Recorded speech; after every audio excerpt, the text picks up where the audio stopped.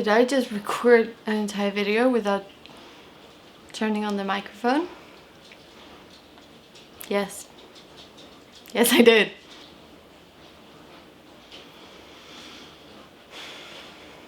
Okay. Part 2. Hey, and welcome back to another video of Nat Gone Global. I am Nat, and for the past 6 years I've been traveling around the world while working seasonal jobs, and that's what I thought we could talk about today. When I first started working seasonal jobs, I had no clue what that would mean for me, and I had no clue what it was. I didn't know anyone that did it. I didn't really know it was an option for people, so that was pretty cool. If you follow me on Instagram, you've probably already seen that I went on my first seasonal job in Australia together with a friend. She left after a few months and I've just kept going since. And today I thought we could talk about the 10 things that I wish I knew before I started seasonal working, to help you out and maybe keep you from making the same mistakes I did. Let's get started! First tip is that you should always have an emergency budget. This is even more important now because of 2020 and everything that happened there. It's showed us that the world can actually close and we might need to get home. And by having an emergency budget, it kind of takes away some of the stress. It's like a little comfort blanket, like you know it's there. You don't touch the money, but you know it's there. I have that money in a specific kind of savings account, and I call it the red budget. If you followed me for years, you know that's what I refer to it as, like a red budget. It's like, don't touch. It's like, this is money we don't touch.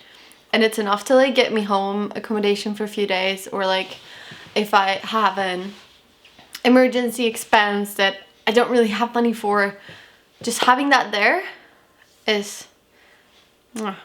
And I understand that, especially in the beginning, starting out, you might not have that much money saved up. I didn't have the red budget my first season in Australia, but I have it now. And if you are able to have it, it's really, really handy.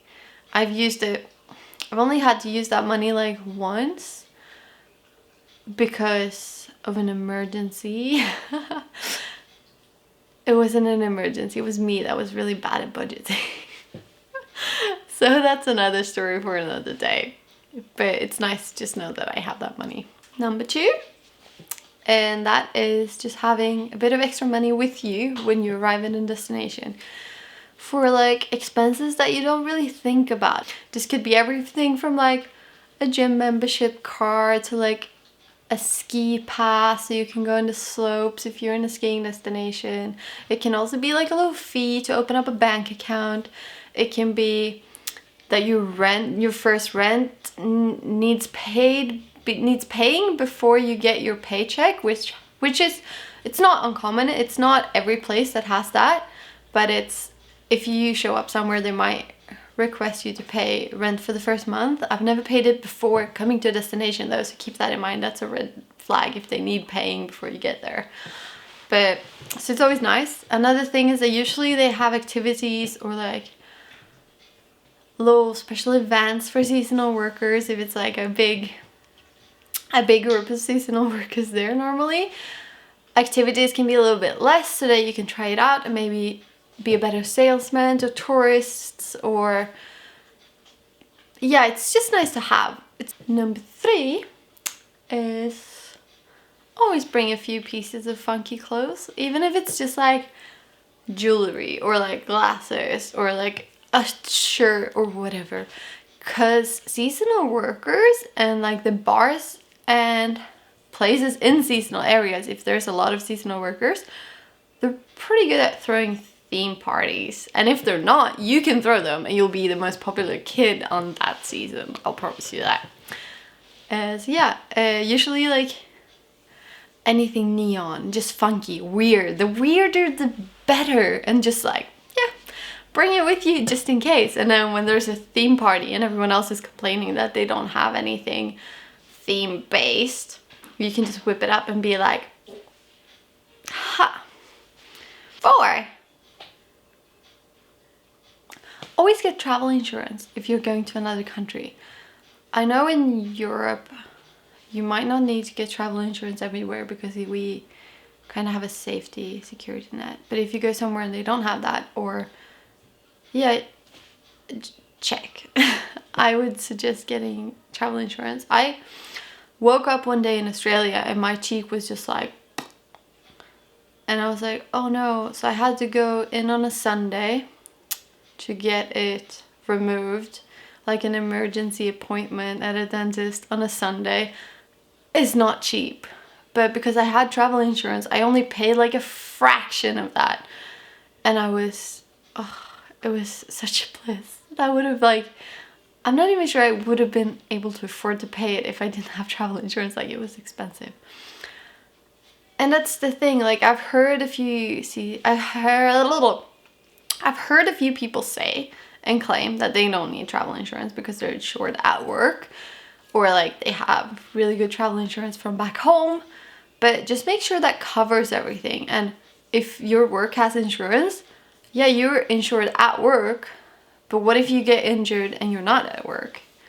And if you do get insurance and you're gonna do some extreme sports like mountain skiing or bungee jumping or anything like parachuting, just make sure it covers that, because not all of them do, and they're a bit tricky with the specifics. So just make sure they cover like extreme sports or whatever kind of thing you want to do. 5. So this one is a tip that's like really handy for a lot of people, because you might be under the impression that to be a seasonal worker you have to be like on the top, want to work 150%, like you want to work a lot. You don't have to be, even if, because this is perfect for anyone. Even if you just want to do a season, like maybe you're studying and you just want the summer to go somewhere new, work a little bit just to get even pretty much, and then explore the area. And that's fine, those people are needed too, because if everyone wants to get a lot of hours, there'll be a lot of unhappy people at work because not everyone can get 150% hours.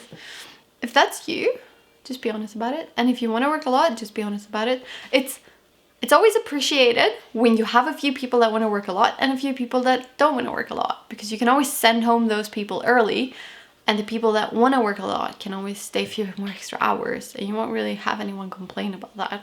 Personally, I'm someone that wants to work a lot because I want to save money. But I've also worked with another person and he didn't want to work at all. Like, whenever you said he could go home earlier, he'd be the happiest kid on the block. Like, it was like telling him Santa was real.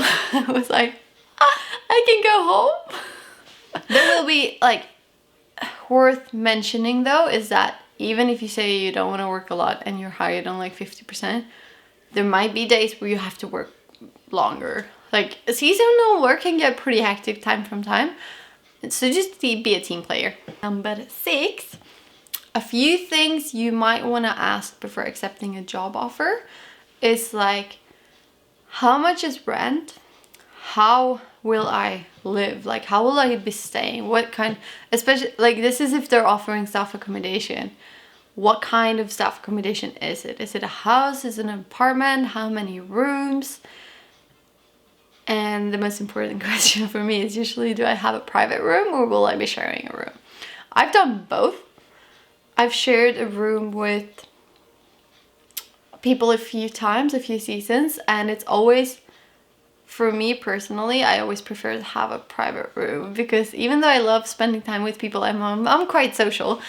I want to be able to just like retreat back to my humble abode and just be like, okay, bye, and just like grab my hard drive of movies and just put on a movie. Another thing you should ask is like, okay, where is staff accommodation compared to the job? Is it close? Is it far away? And do you need a car? Or this is if you don't have a car, obviously, but it's like, do you need a car? Do you have to have a car? Is it possible to get there with and without a car? Or is it like, because I've worked in places where it's like, if you don't have a car, you're pretty much stuck. I didn't have a car. And I've also worked in places where it's like, oh, you don't have a car, no worries. Usually in places and you don't have a car, there's a lot of other seasonal workers that have a car, like, and you can kind of just like borrow it if you really need to. Usually, like, people are pretty nice about that, at least the places I've been. So yeah. 7, be honest with yourself. Do you want to work a lot, or are you there to explore the area? Are you there to save money? Like, what is your goal here? Why are you going there? For me, I always want to explore the area. I always want to save a bit of money, and I always want to have fun. And I always want to, I always want to have fun at work and improve myself, kind of. So if I go somewhere and I know that I can't learn anything at work, it won't be that much fun. Think to yourself, like, what's the reason to why I'm going there? Do you wanna, and whichever reason it is, that's fine. Like, if you've just spent your entire year studying and you only have a few months off, your biggest goal might not be to save money, it might be to enjoy the area. And just make sure that you kind of stick, you kind of do what aligns with your goals, because that's what's gonna make that season so much better for you. And number 8. So coming back to the going home to watch Netflix or like movies on a hard drive. This is something I learned in Australia, because not every place where you live will have Wi-Fi. I think it's getting more and more common, but in a couple spots where I've lived, we haven't actually had Wi-Fi at the house. We've had it at work or like close by or like in some houses, but not every. So having a hard drive or a few downloaded movies on Netflix really helps if you like that kind of entertainment. I love having movie nights with friends and with people. And my hard drive have been used multiple times to like being plugged into a TV or a computer or what are those called? Projectors, so that we can have like big movie nights. And it's always very much appreciated. So yeah, huge recommendation. You can also bring, if you don't have like a computer or like an iPad or something you want to download movies on, you can always ask if they have a TV in your staff accommodation and bring your Chromecast. Like, it's so simple. Or like an Apple TV or something. Like, it's a great way to hang out with people and still get like people around you without having to interact a lot. And if you've been working a lot, like if it's hectic season, everyone has been working a lot, sometimes you just want to hang out with people and not interact with them a lot. It's nice to just have people around. And then movie nights is just like number 9. Be a yes person. Be a yes person rather than a that's not my job person. And I'm not saying that you should let people take advantage of you. You should not. But if you want to improve, if you want to learn, if you want to get a higher position or like more responsibility, or even like just get a better resume, like everything adds up.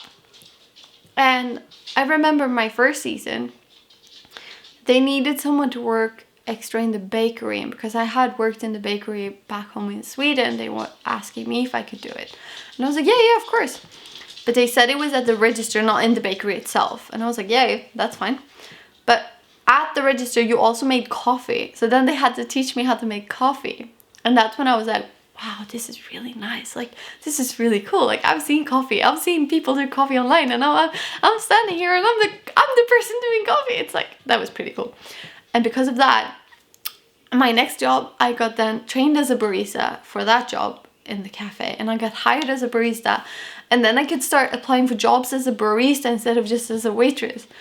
and you know, and after that they kind of taught me how to make drinks, and then it just kind of like piled up, and now I've got all of this knowledge that I can put on my resume, and I can be like, yeah, I know how to do that. And all because I said yes that one time to working extra in the bakery. So be a yes person. You never know where that might lead you. Number 10. So one thing that I quickly noticed is that when you have an apartment and you need to fit everything for a year into 23 kilos, that's hard. And my first year abroad in Australia, I did not really, like, there was so much things that I packed that I'd never used. And it was so much, I was like, why did I bring this? But I'll let you in a little secret, and this is the best thing I brought, hands down, because they don't take any space. They're really nice. I like to be organized, and it's, I'm gonna show you these. Now, they don't look like much, but imagine like lying these flat in the suitcase. It doesn't take any space. I think I got these in IKEA, and like I said, there's, and you just kind of zip it up, and then you got an organized box. Recently I upgraded, and I still have these, but I got 2 boxes that also had like lids, but then you fold them down, and they're a bit thicker, so they won't work for me if I go and I only use my suitcase. But now that I have a car, I feel like I could be a bit more fanciful with a few more things. And I actually have this as well. This is huge. But the same thing, you pop down the box and then it folds up. And this don't take a lot of space either if you have a car. I probably wouldn't use this because it's a bit too bulky to have in a suitcase. But if you have a car or if you have space, get a few of these, because usually when you get accommodation, it's not like you'll have a few places to put your things, and some of the places I've stayed in have been really, really cozy, but most of them is usually kind of plain. So if you like organization, or if you want to have like a few boxes to put your stuff, these are great. These are great. And they don't really take up much space either, so you can just bring them with you. So I hope these tips help you in your search for a seasonal job abroad. And if you have any other questions or any other tips on what video I should make next on this subject, just let me know. You'll find me on Instagram at natconglobal. And if you like this video, don't forget to like and subscribe. And I will see you next time.